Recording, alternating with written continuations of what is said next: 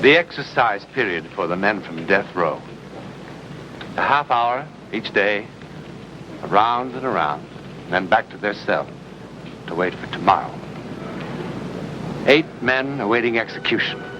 Murderers, thugs, incurable enemies of society. 7 of them wait with a stolid acceptance of the inevitable. The 8th does not. He cannot. He doesn't understand the events that brought him here, and neither does anyone else. But they happened. They were quite impossible, but they happened. You see, each of us is brought up from a tiny child to believe and to rely only upon the evidence of our 5 senses. Now, that's the trouble. If you were confronted with something that seemed to occur outside those 5 senses, some event, you'd be inclined to say it's my imagination or it's impossible. But if that something were so important that your life depended on it, William Cooper, murderer, did not reject it. He couldn't. His death depended on it.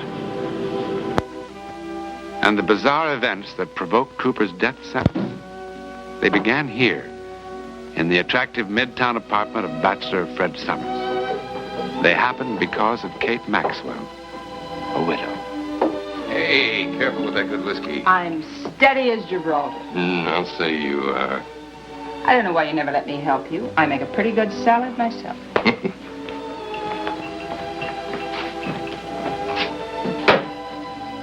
I know why you always keep inviting me to dinner. Because you hate my cooking, right? Right. Right.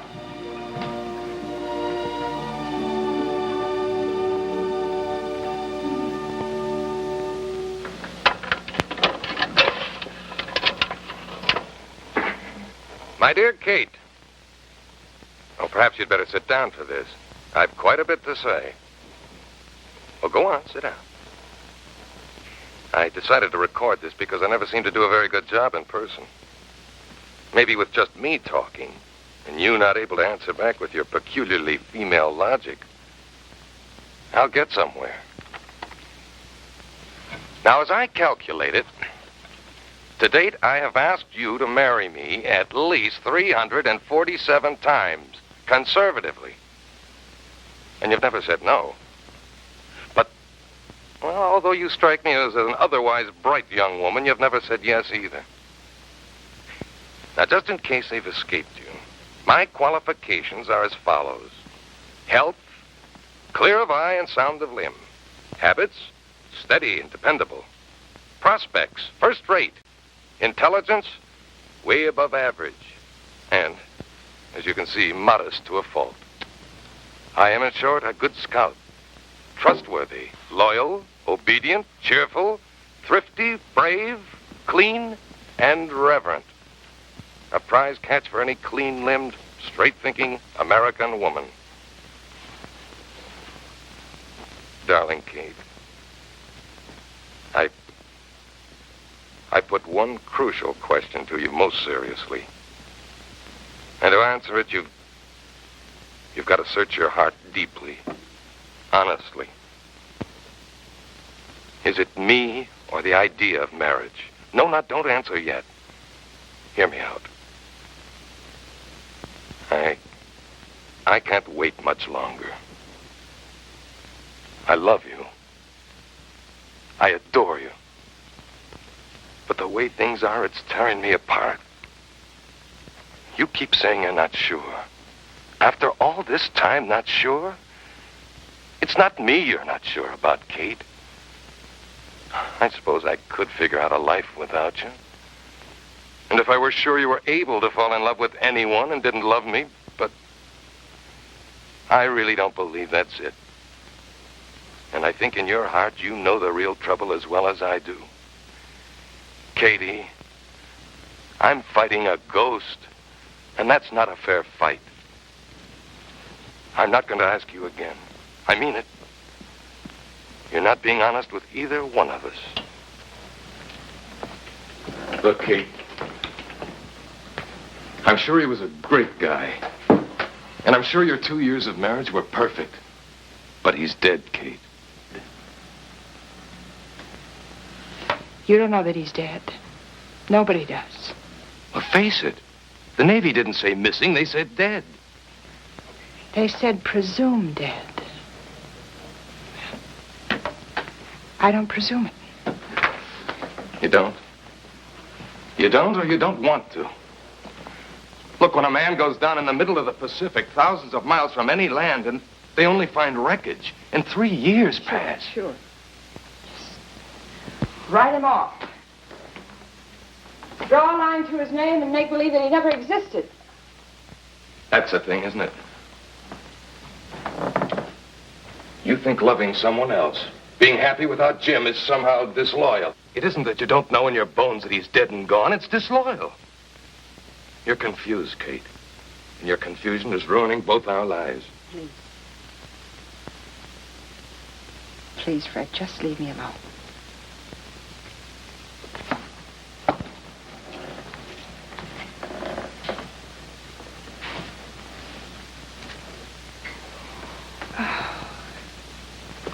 Kate, do you think he wants you to shut yourself off from life? He knew the kind of work he was in and knew it would happen at any time. He must have said as much to you, didn't he? And he must have told you if it did happen, to let go of him. Didn't he?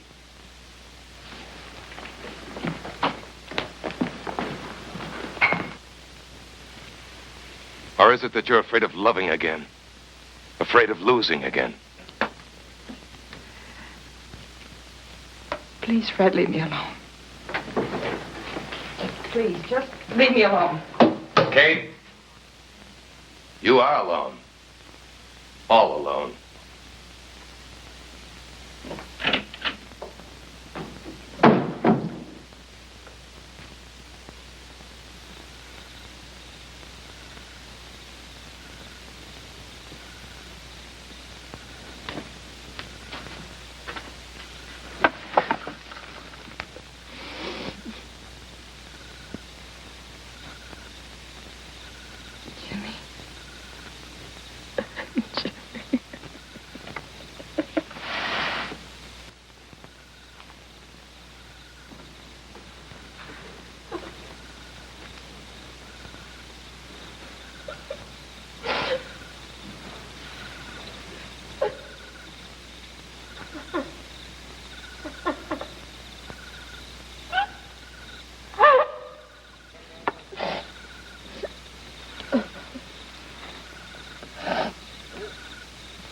Crying? Not on a beautiful night like this. Did something frighten you? I bet I know. You're lonely. Or this kind of a night with the moon going in and out behind clouds. It sort of gives you a funny feeling inside. Restless. You know what I mean.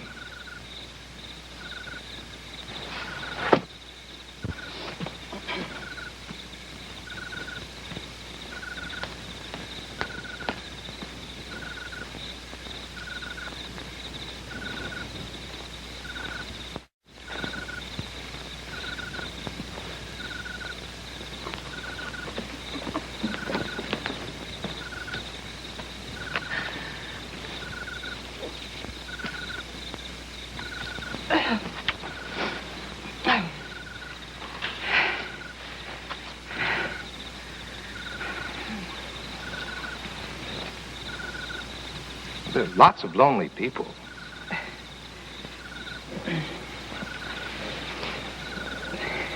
I'm lonely, too. Please.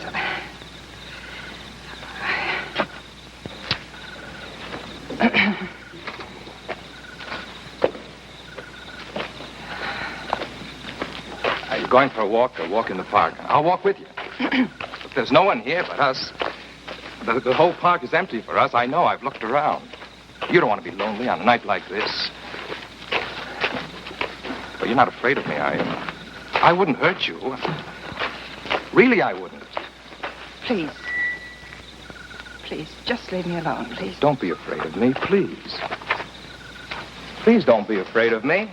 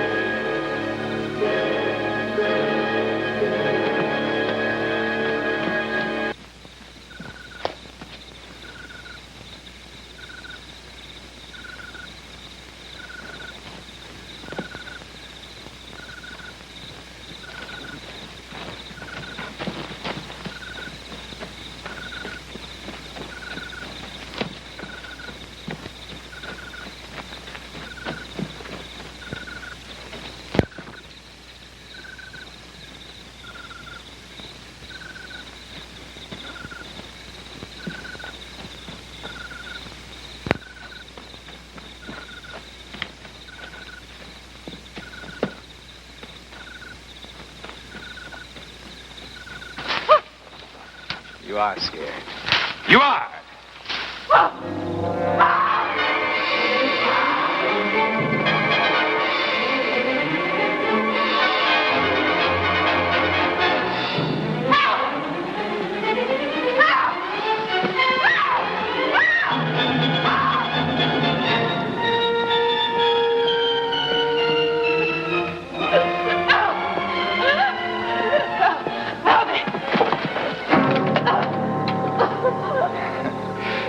There's just the two of us.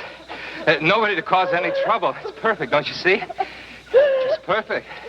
That's my girl. That's my girl. Go on, scream. It's all right. There's no one to hear it, no one to enjoy it but us. Go on, scream. Oh, Jimmy. Help me, Jimmy. Oh, Jimmy, help me, help me, help me. Please help me. Jimmy, help me, help me. Help me. Oh, Jimmy.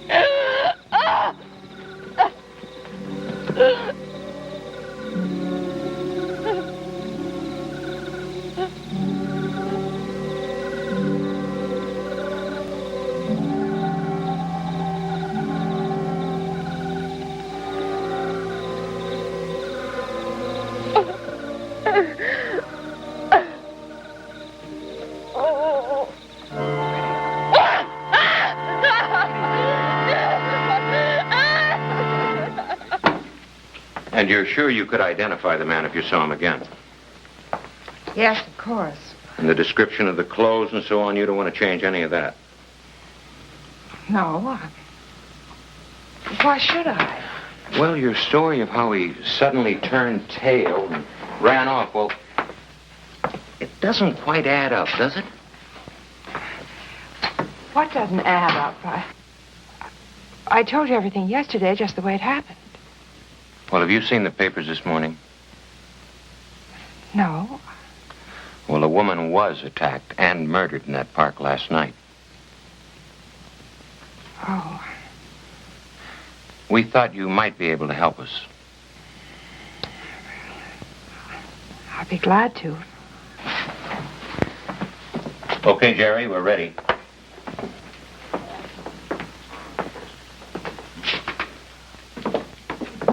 We picked up a few suspects. I want you to have a look at them. All set? Yes, sir.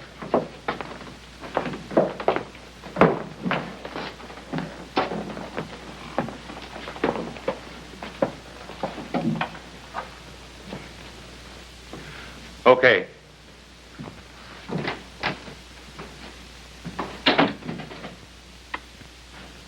Okay.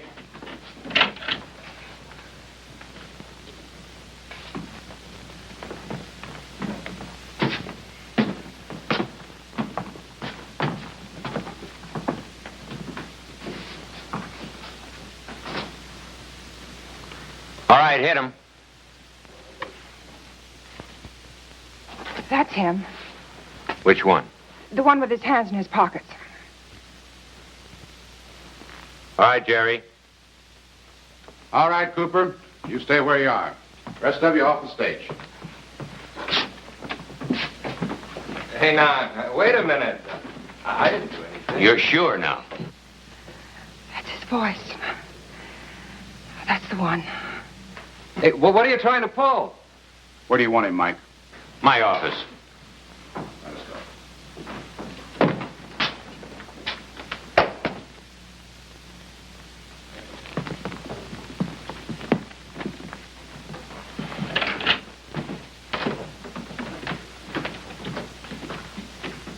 Any objections to facing him again? Not here. All right, fine.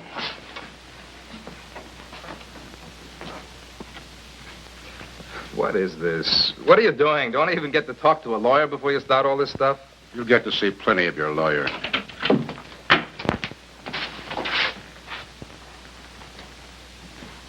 All right, let's get on with the inquisition. Well, the newspapers are going to hear about this when I get out of here. You believe me. You ever see this young woman before, Cooper? No. That's funny. She's seen you the night before last in the park. She couldn't have. Why not? Because I wasn't there. Where were you? Taking a ride in the country. Alone? No, I had a girl with me. What was her name? How do I know? I picked her up. Well, we'll go into that later if we have to. I don't think we will. Look, what are you going to do with my hair and fingernails? I don't understand that. You still insist you've never seen this young woman before? Look, I don't think you got a right to do this sort of stuff until I first talk to my lawyer. Well, it's her word against yours. Under the circumstances, I don't expect yours will be very good in court. What circumstances? You just picked me up taking a walk in the park last night. Well, she says she saw me there the night before last. I don't understand what you're trying to prove anyway, even if I admitted I was there the other night, which I don't. Well, it won't matter one way or the other. I was just curious. We'll have a statement ready for you to sign in a few moments. Statement? Oh, look, you've got nothing on me, because there's just nothing to have. Well, the dead woman had a few of her murderer's hairs clutched in her hand, and there were deep scratch marks on her face and her throat. Your hair and the material from your fingernails are under the microscope in the lab for comparison. You can't prove anything from hair. Then why are you lying about being in the park the night before last when she saw you?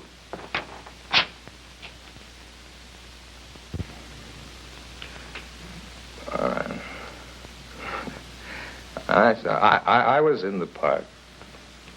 Oh, she's a pretty girl. I made a pass at her, so what? A guy that was with her would have put the finger on me sooner or later anyhow. What guy? The guy that was with her. Well, you didn't tell me there was anyone with you. There wasn't. What is this? No, I was alone. Is this a game or something? There was a big red-headed Marine there. A Marine? What are you talking about? Come on, lady. He was standing right next to you. He was 6'3" or 4", easy. What kind of routine is this? Everything fits. Book him. I didn't do anything. Let's go. Wait a minute.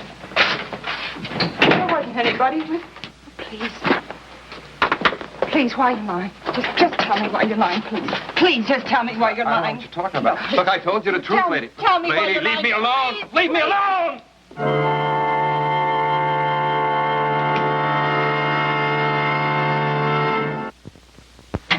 What now? Mrs. Maxwell wants to ask you a few questions. Who says I've got to answer? Please. Now, the man you say you saw beside me in the park. Oh, lady, are you on that please, again? Please, just look at this picture. Yeah, that's him, the guy who's in the park. So what? No, but that's my husband. I don't care if that's Listen, your his husband. plane crashed in the Pacific 3 years ago, and he's dead. I don't know anything about that. All I know is that he was there in the park. Him. Can I go now? Well, why not?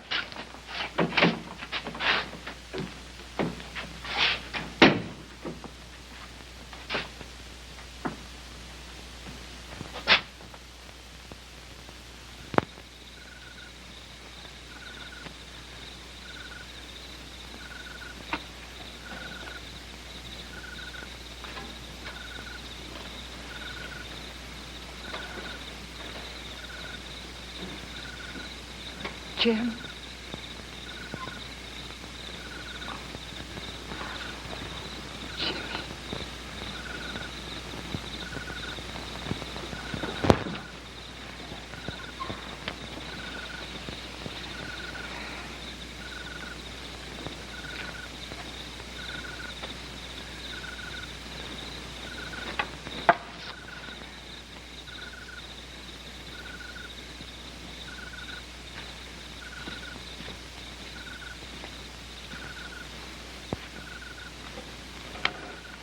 Kate, I read about you tonight in the paper. I tried to reach you. Finally, I tried the police. I talked to that Lieutenant Walton. I kind of had a feeling you'd be here tonight. They tell you what happened?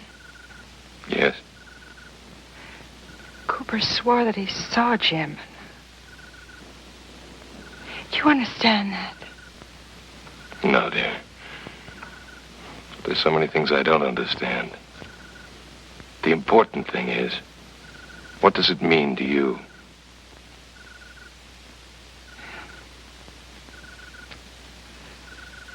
I know now that he's dead. Fred, he saved me.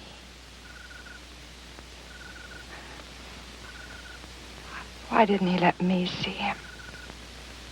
You didn't see him, perhaps because you didn't need to see him. But save you for what, Kate? To go on living a life all alone? No. No, not alone. Not anymore.